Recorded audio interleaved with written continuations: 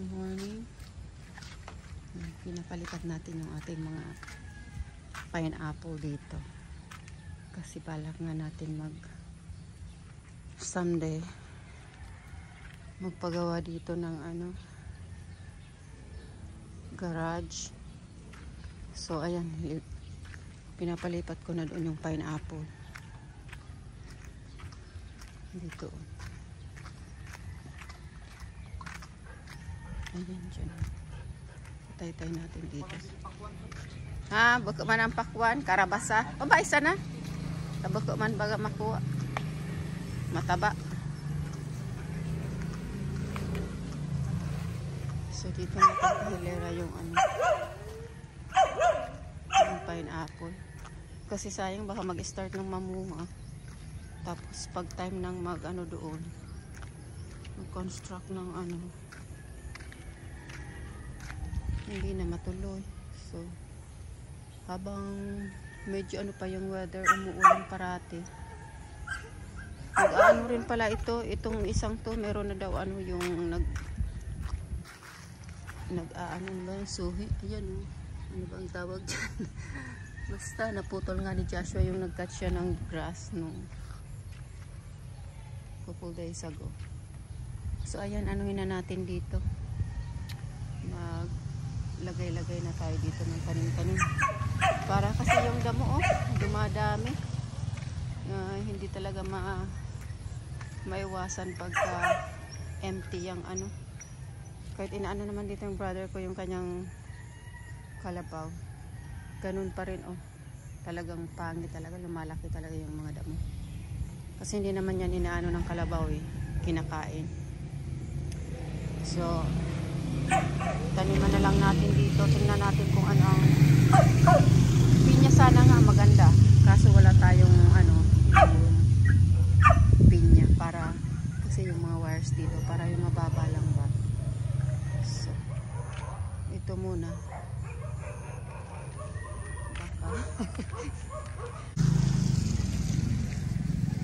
So ayan yung ating lagyan natin to ng mo itatanim-tanim dito. Luya pwede rin siguro. Ayan nga, trinay ko dito yung natin. Ito, kalabasa. So tingnan natin dito. Ito dito, ina ko lang dito yung mga bulaklak. Ayan, tinapon ko na dito yung mga para sila. Mamulaklak sila dito. Ito sa side nila. So, tanihin natin dito.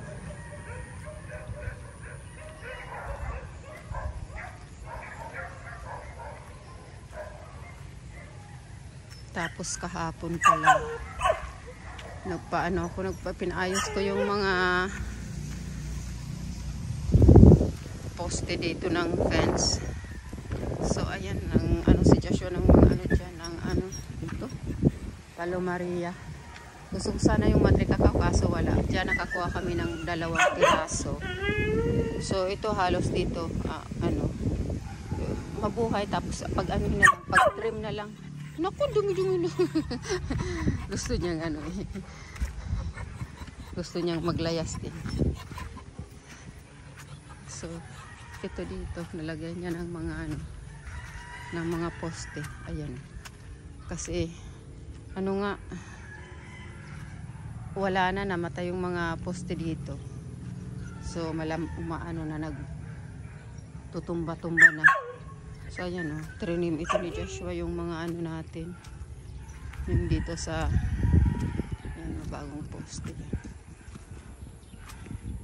Yung dito sa sa mga paggilid, trinim niya lahat yung So maganda pala dito kasi yung ilalim ng ng lemongrass hindi na nag-aano yung damo. So doon pwede rin dong taytay natin yung para yung damo hindi na nga ayan yung poste mo kalinagay niya. Tapos dito ito yung mga maliliit trinay niyang yung madre cacao. sana mabuhay. Inano niya yan para ano daw. Kasi gusto ko nga Madre Cacao eh. Kasi hindi masyado yung manong sa dahon. Hindi pala ano ang dahon niya. Tsaka maliliit lang. Hindi masyado. Ito nga yung mga inano ko. Ayan. Buhay na siya. Yung iba na buhay. Ilang piraso lang yan na nabuhay. Meron din dito. Oh. Yun, diba? Ayan oh. Maliit lang yan siya. O, diba? Maganda na yung dahon niya. So, ayan. Naglagay siya dyan. Ayan eh. Kasi mga namatay eh. Pala ayan dito oh. 1, 2, 3, 4. Mga ano na yan. Kaya loose na yung ano. Tapos doon. Nakalagay siya doon ng 2. So, yan.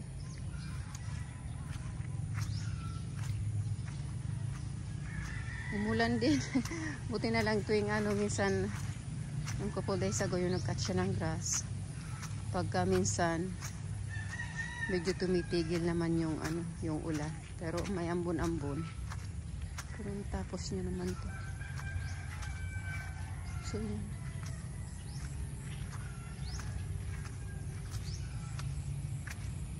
Ano na kasi akong ilipat kahit hindi pa nag-start yung pinapa-start yung ano dyan. Dahil baka mamunga siya. Sayang nang tanggalin ba. Hindi na yan matutuloy. So,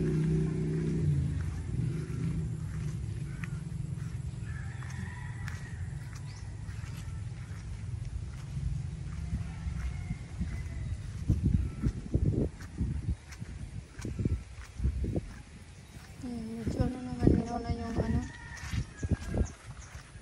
Malinaw na yung sky. Doon nga lang sa gawi na yun. Medyo si Cody. Gusto niya rin kasi gusto kasi kasama ako. Gusto kasi parating dala-dala ko siya. Look at you. You're dirty. Look at your face. Oh. Come. Ayan nga. Anong hinapnat niya na naman yung kanyang leash. Madali na, ano na naman yan, mapuputol yan soon.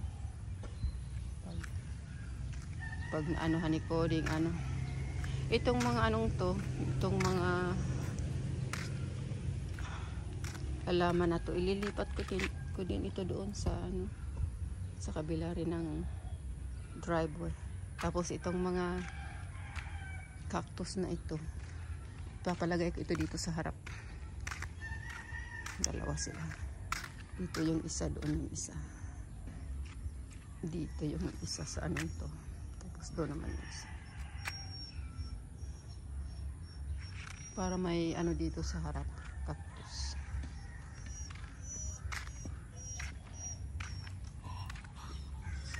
Sorry po. Gusto niyang maglayas. Okay, later. 10 o'clock na. Yung sabi kong ano natin. Ayan dito. Empty na. Nilipat na namin ni Joshua yung ano. Yung mga tanim dito. Ayan, clear na siya. So, yung cactus. Ayan. Sa harap ng bahay. Yung 2. Ayan. Tapos, nabali yung may nabaling sanga. So, ayan, linagay ko dyan. Dito. Pwede na rin yan dyan. Okay na yan dyan. Ayan o, clear na siya. Tingnan. Wala nang tanim-tanim. Maganda rin, walang tanim sa gitna. Kasi yun kasi matagal na yung tinanim ko. Maliliit pa yung pinya. Ilang taon na yan. Magdadalawang taon na siguro yan. So, dito yung pinya. Kita ko sa inyo. Ayan. Diba maganda? Maganda na siya pag natanim-taniman namin dito. Ano kami, tatanim dito. Madagdagan to ng pinya, maganda. Mga dalawang ano.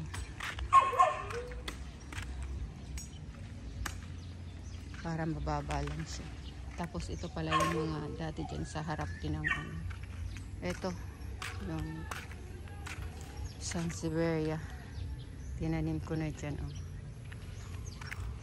Huminto lang ako at umuulan. Nagaan. Ayan.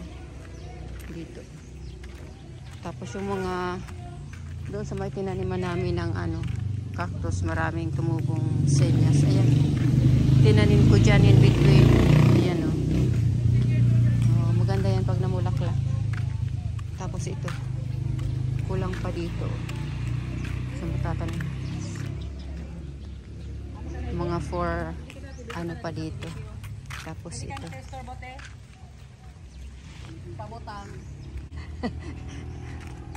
Kumusta? Maray. Ayan guys, walang katapos ang ulan.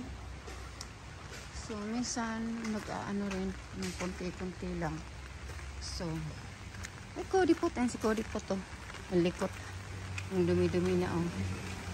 Kasi ayan, oh, nagkalkal naman siya dyan. So umuulan. Kasi bye-bye. I'll show you my yung tinanim ko muna dito ng mga hindi masyadong uniform. Yung pasunod-sunod sa taas kasi yung mga tinanim ko muna dito sa side.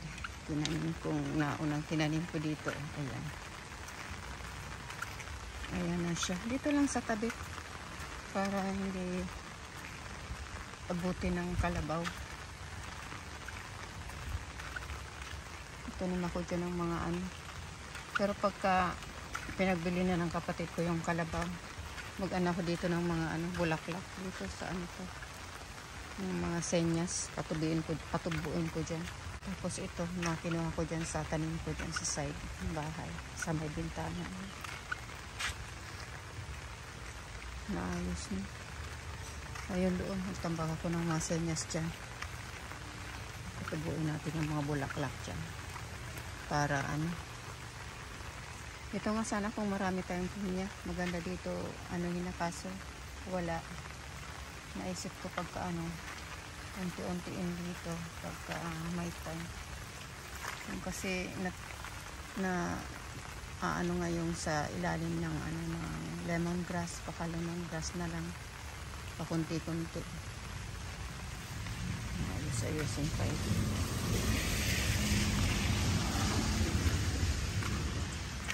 Dyan, sa tabi. Okay na yan para may tanim-tanim dyan. Para maganda tingnan. So yan nga, sana tuloy-tuloy ang natin, yung pinya. Okay na yan. So mahirap din kasi mag-keep. Puti na lang nga si Joshua, yan. Mo dito. Kasi may mga extra time naman siya. Sabi ko, na yung tanggalin na. Pinaano ko nga yung mga yung panggatong. Umuulan, pinaano ko na para hindi ko na gawin ba. Para mabuo din yung araw niya. Ay! Kasi bye-bye na. Kodipot. Bye-bye na. Bye-bye. Oh.